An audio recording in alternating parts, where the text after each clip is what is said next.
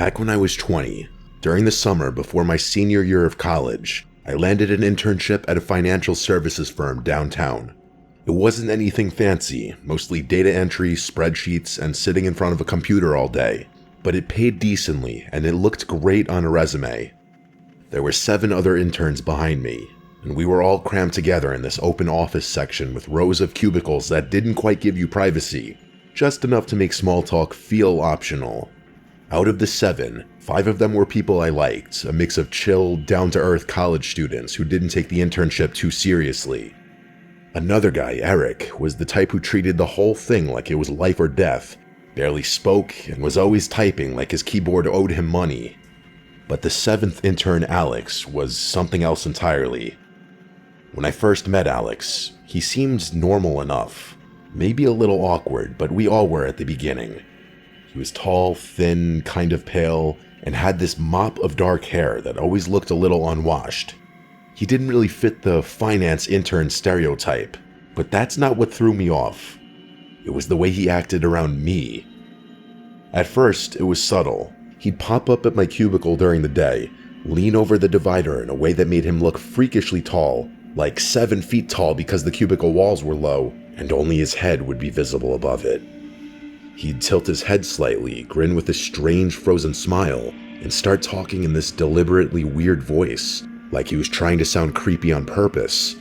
I'd laugh it off awkwardly, pretending I thought it was funny, but I remember thinking it was an odd thing to do in a professional setting. He'd say random stuff, like working hard or hardly working, Ronnie, in that slow, unnatural tone, and then hold the smile for way too long. The first couple of times, I figured he was just being quirky or trying too hard to stand out. Some people at internships are awkward like that, so I didn't want to make a big deal out of it. But then it started happening more often. Every single day, at least once, I'd see his head slowly rise above my cubicle wall. That same stretched grin plastered across his annoying face, and he'd start some bizarre conversation that didn't make sense. Sometimes he'd make jokes that weren't funny, or mutter random phrases that didn't relate to anything. And every time, he used that same unsettling voice, like a soft voice in a kind of taunting way. Honestly, a very good recent comparison of the voice he was doing was the voice Charlie Hunnam did for his role as Ed Gein. The other interns noticed it too, but they mostly laughed it off, thinking Alex was being weird on purpose to lighten the mood. I also think they thought Alex and I had built some kind of rapport that the rest of them didn't build with him. There was something about the way he directed it only at me that made me feel uncomfortable. It's not like I treated him any differently. It was like I was his personal audience for whatever creepy act he was trying to pull. As the weeks went on, his visits got longer.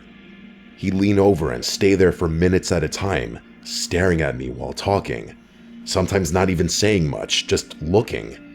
I'd fake a laugh, say I had to finish a report, and hope he'd get the hint.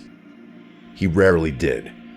Then one night, about 6 weeks into the internship, I was home eating dinner when my phone rang. It was a number I didn't recognize. I normally don't answer unknown calls, but since I was expecting a delivery confirmation, I picked it up. When I said hello, all I heard for a few seconds was silence. Then, suddenly, I heard a voice I recognized immediately. It was Alex's voice. The same forced, creepy tone he always used in the office. He said, "The tide's coming in. Pull your boat out of the water." But this time, his voice was a little louder, almost a yell. He dragged the words out like he was reciting a riddle, and then he burst out laughing this insanely unhinged laugh before hanging up. The thing that made my skin crawl wasn't just the call. It was the fact that I never gave Alex my number, not once. The next thing I did was text the number back, asking if this was Alex. But the text said not delivered, and when I looked it up, it was a landline number. That's when I really started to get freaked out. How did he get my number? Why was he calling me like that? I tried to rationalize it. Maybe he found it through a company contact sheet or something. But even then, the way he said that line didn't sit with me. I couldn't stop replaying the sound of his laugh in my head. It didn't sound like someone joking around. It sounded like he was f***ing with me to the point of trying to actually scare me. This wasn't just goofy behavior anymore. That Monday, when I got to the office, Alex wasn't there. His desk was empty, and I didn't see him all morning. I went to our supervisor, a guy named Martin, and I asked him if Alex might have gotten my number through the company. And Martin was very confused, saying interns didn't have access to employee info like that. On top of that, they'd let Alex go at the end of the previous week because he wasn't doing any work and had ignored multiple warnings. That's when I told him about the call. He seemed surprised, and some of the other interns overheard. A couple of them started nodding and saying they always thought Alex was creepy, that he'd made them uncomfortable too. I told them about the weird cubicle visits, the voice, everything. Martin said not to worry, that Alex was gone for good and had no reason to come back. So that was a little comforting. For the next week or so, I kept expecting something else to happen. A message, a random encounter, something, but nothing came. Life at the office went back to normal. I figured maybe that was really the end of it. Until one early morning. It was a Friday, around 5 a.m., still dark outside except for a thin gray light creeping in through the blinds. I woke up because I thought I'd heard something, maybe a noise from outside. It made me get up and look out my window. I wish I hadn't. Standing in my backyard, halfway between the trees and the porch light, was a figure looking up at my window. Even though it was barely light out, I could tell who it was immediately. The thin frame and the messy hair, the way he stood perfectly straight. It was Alex. For a few seconds, I could not move. I just stared at him, trying to make sense of what I was seeing. And then, clear as day, I heard him call out my name in that same creepy, performative voice he'd always used at work. He dragged it out, long and sing-songy. I grabbed my phone, about to call 911, when I saw him tilt his head back and start laughing. That same loud, hysterical laughter like he did on the phone before hanging up. It didn't sound right. It sounded like someone completely detached from reality. I shouted through the window, yelling at him that I was calling the police and to get the hell off my property. I also waved my phone out the window. He just stood there for a second longer, then turned and started walking away, still laughing as he disappeared into the trees behind my house. I called the police, and in short, the dispatcher asked me if he was still there. When I said no, she told me to call back if he came back or threatened to break in. I never saw him again after that. Not at work, not around town, nowhere. The police couldn't do much since he hadn't technically broken in or made a direct threat. It was one of those situations where you just have to live with the unease, hoping it's over. The rest of the summer passed without incident. I finished the internship, and on the last day, my boss pulled me aside to offer me a permanent position for after graduation. At the time, I accepted, though a small part of me felt unsettled about ever going back to that office again. I never told them about what had happened that morning. I didn't see the point. Alex was gone, and no one even knew where he'd ended up. Over time, I convinced myself that he must have been dealing with some kind of mental illness or social disorder, something that made him act that way. It's the only way I can make sense of how he went from a quiet, awkward intern to standing in my backyard at 5 a.m, laughing like a lunatic. It's been a few years now, and I've moved on from it. I didn't end up with that company. I got a different job after graduation. I don't think about this too often anymore, but sometimes the thought of that image of him in my backyard still skeeves me out. I still wonder how he got my number, how he found my address, and what he wanted that morning. I guess it's not that hard to get people's info online these days. All I know is that for a few months in my life, I worked alongside someone who wasn't just strange, he had something way deeper going on, and no matter how many years pass, I'll never forget the sound of him laughing in the dark, as if it was all one big joke that only he understood.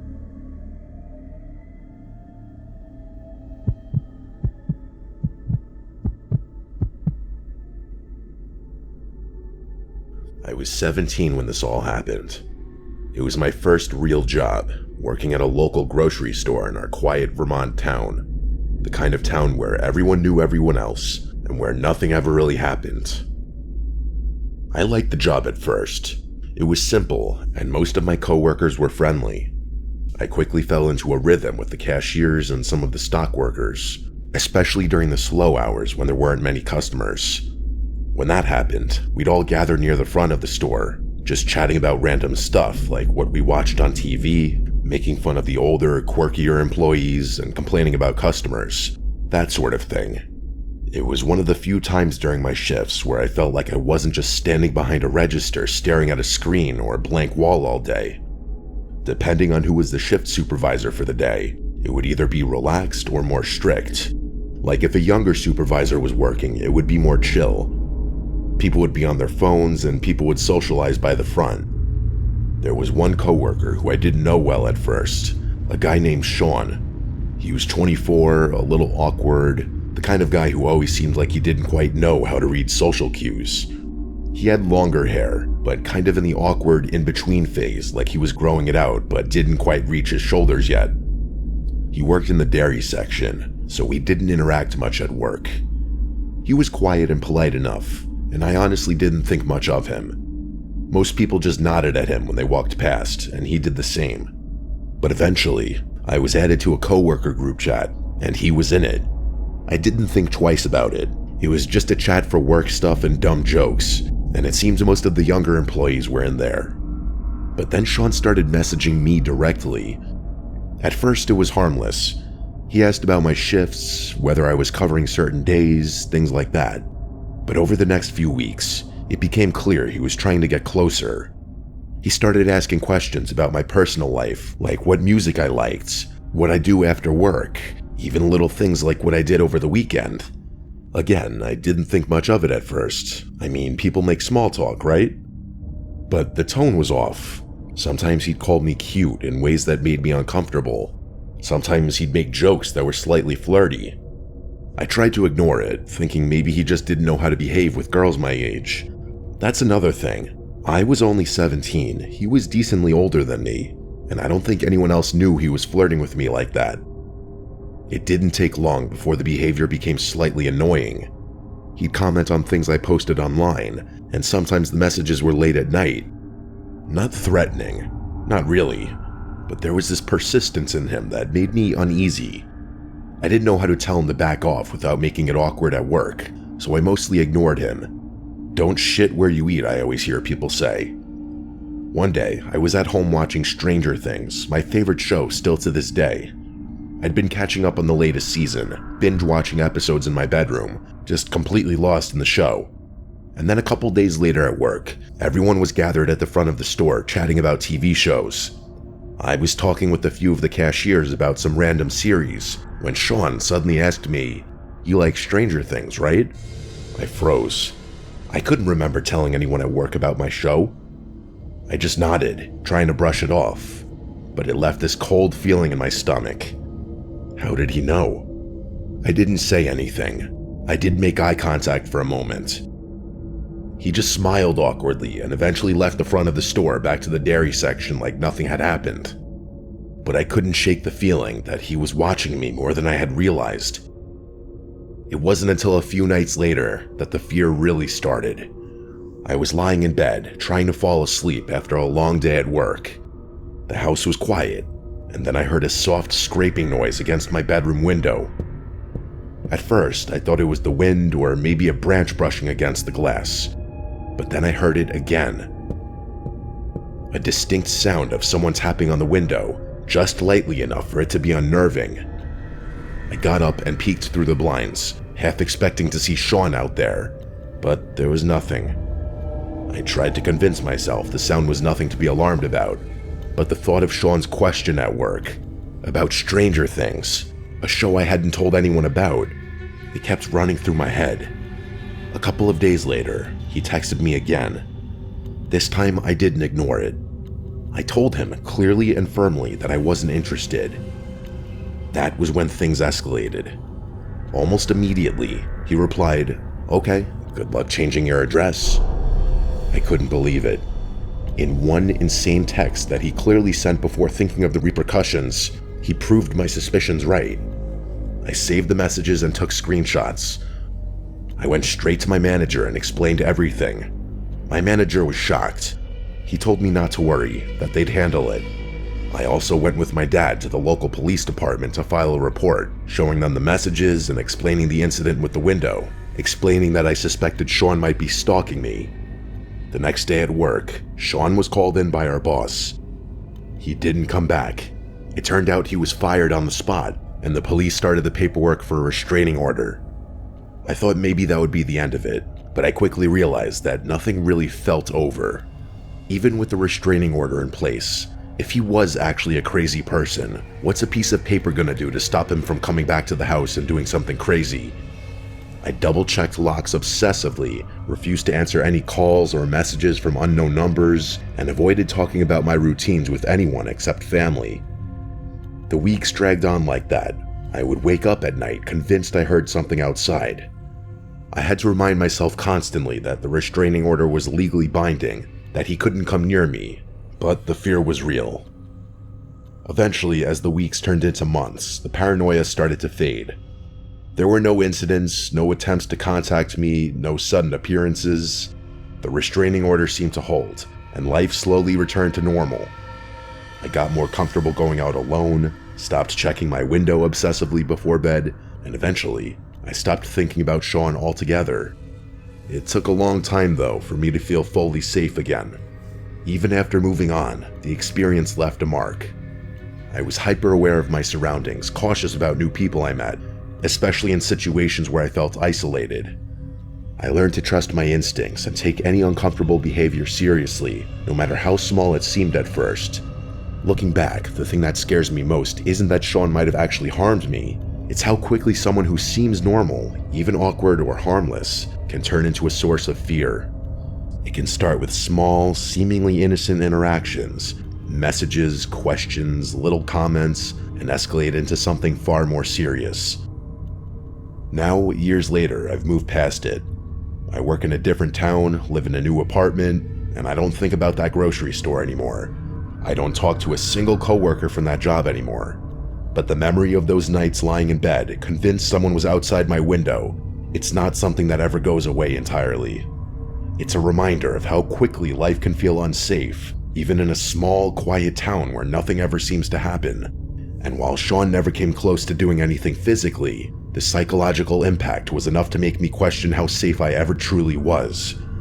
So if you're ever at work and notice a coworker crossing a line, even subtly, take it seriously. Don't brush it off as awkwardness or harmless flirting. It might seem over the top at first, but it could save you from months of fear, or worse. Because sometimes, the danger isn't obvious. But eventually, I did move on. And now, years later, I can look back and say I survived. And that's enough.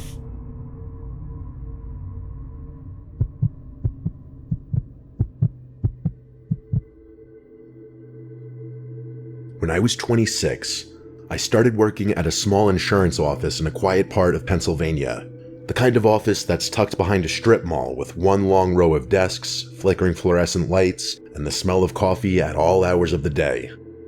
It wasn't glamorous, but it paid the bills, and I liked most of the people there. The job could get boring, especially on slow days when the phones barely rang, but it was easy money. I usually worked the day shift, but on this particular Friday, I was scheduled to help close up the office because we were behind on filing a batch of client records. There was a big storm warning that afternoon, the kind that takes over the entire local news broadcast. The moment I woke up and looked out the window that morning, I knew it was going to be a dark, stormy day, and around 3 o'clock, the rain started to pour so heavily you couldn't see the end of the street. The thunder came soon after, shaking the windows every few minutes. Honestly, I was personally enjoying the ambiance of the storm. Then the manager decided to let most of the employees leave early before it got worse, but a couple of us volunteered to stay to finish some paperwork. The only other person who stayed was a guy named Tom, who had just started working there about 2 weeks prior. He was in his early 30s, tall, quiet, and sort of off-putting in a way I couldn't describe. I wouldn't say creepy, just strange. He never said much to anyone, but he was always nearby. If I went to make coffee, he'd be there 2 minutes later. If I was restocking paper, he'd show up pretending to do the same thing. I figured he was just socially awkward. When 5 o'clock hit, the storm was in full force. I swear, every few seconds lightning flashed, followed by thunder that made the floor vibrate. The office felt emptier than usual, and the usual hum of lights was replaced by the sound of the storm. Tom was sitting at his desk a few rows down, typing something on his computer that looked like nonsense from where I sat. Every time I looked up, I could see him glancing over in my direction. At first, I tried to focus on my work, but after an hour or so, I realized I hadn't seen him get up once. Around 6:30, the power started flickering. Both of us made the same nervous laugh when the lights dimmed, but he didn't say anything. The next flicker lasted longer, and when the power finally went out completely, the office went silent except for the rain. The emergency lights kicked in, leaving everything bathed in a faint orange glow. I said something about maybe it being a good time to head out, but Tom didn't respond. I heard the sound of keys jingling, and then the front door locking. He muttered something about how it wasn't safe to go outside right now. I thought maybe he was just trying to be helpful, but something about the way he said it gave me chills. I went to grab my bag and jacket, figuring I'd wait it out for a few minutes before heading home. The power outage made the whole building feel smaller. The emergency lights barely lit the hallways, and the storm outside was deafening. When I came back toward the front, Tom was standing near the door, just staring out into the dark parking lot. The rain was falling so heavily you couldn't see anything past the glass. I told him I was going to make a quick call to my boyfriend to let him know I'd be home soon. He didn't say anything again. He stood there staring out the window. I walked toward the break room, but when I tried using my phone, there was no signal. I figured the storm must have knocked out the tower. I tried the landline, but the line was dead too. I turned around to go back to the main office, and nearly jumped when I saw Tom standing in the doorway. I hadn't even heard him walk up. He was holding a small flashlight under his chin, casting shadows up his face. He had this half smile like he thought it was funny. I forced a nervous laugh and told him he scared me. I then asked him again about unlocking the door so I could leave, but he said something about it not being safe yet, and how it was better to wait until the worst of the storm passed. I said fine, but inside I was starting to feel nervous. He kept watching me. I decided to move to my cubicle to pack up my stuff, pretending to be calm. I wanted to wait for a lull in the storm and then get out. When I looked up again a few minutes later, Tom was gone. I figured maybe he went to the restroom. I took the chance to head to the back door instead of the front one. I knew that one led to a small parking lot behind the building where my car was. When I reached it, I realized the handle wouldn't move. The door was chained shut from the inside, like someone had looped a chain and padlock around it. We had never done that before. I turned around and saw the faint glow of the flashlight coming from down the hallway. I ducked into the supply closet next to the break room and closed the door quietly, trying to keep my breathing under control. I could hear Tom walking slowly through the hall, and then I heard him call my name. He sounded like he was trying to sound comforting. He said he just wanted to make sure I was safe. I didn't move or say a word. My heart was pounding so hard I thought he could probably hear it. He walked past the closet, and for a few seconds, I could see the thin strip of light from the flashlight shining under the door. Then it disappeared. A loud crack of thunder made the building shake. The sound of rain got even louder for a second, and I realized part of the roof above the break room must have been leaking. I waited, I'd estimate 10 minutes before I finally worked up the nerve to open the door a little. The hall was empty. The flashlight beam was gone. I stepped out carefully and made my way toward the front again. When I turned the corner, I froze. The front glass door had been shattered completely. Rain was blowing inside across the floor, soaking the carpet. Tom was nowhere in sight. I hesitated, wondering if he had gone outside, but then I realized this was my only chance. I ran out the door into the pouring rain and sprinted for my car. I didn't even care that I was getting drenched. My hands were shaking so badly I could barely get the key in the ignition. I sped out of the parking lot without looking back once. When I finally got home, I locked every door and sat in my living room shaking, watching the rain pour against my windows. I didn't sleep that night. The next morning, I called the office and told my manager what had happened. He didn't believe me at first, until he got there himself and saw the broken glass. He called the police, who showed up and took a statement from me when I was at the office. They said they'd look into it, but it sounded like Tom had just taken off. His car was still in the lot, unlocked, with the keys sitting on the driver's seat. His phone, wallet, and a few personal items were still inside. The security cameras had been turned off manually before the power outage, which meant he must have done it earlier in the night. Nobody ever saw him again. A few of my coworkers said maybe he had some kind of breakdown, but I couldn't stop wondering if he'd been planning something worse. I quit the job a month later. Even though nothing ever happened after that, I couldn't work in a small, enclosed place like that where I had experienced such a traumatic incident. It just wasn't healthy,